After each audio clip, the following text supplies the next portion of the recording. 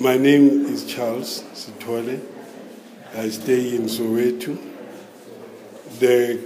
I heard the gospel of the cross, but it's really a revelation. Sometimes it's not something that you grasp at the go. And each time I hear Brother Mickey preaching, I tend to understand more and more. But actually, I get confronted more and more. So today's preaching was very, very confronting because it showed us that we are not following Christ, we are not identifying with the life of Christ. Actually, we stopped at the garden.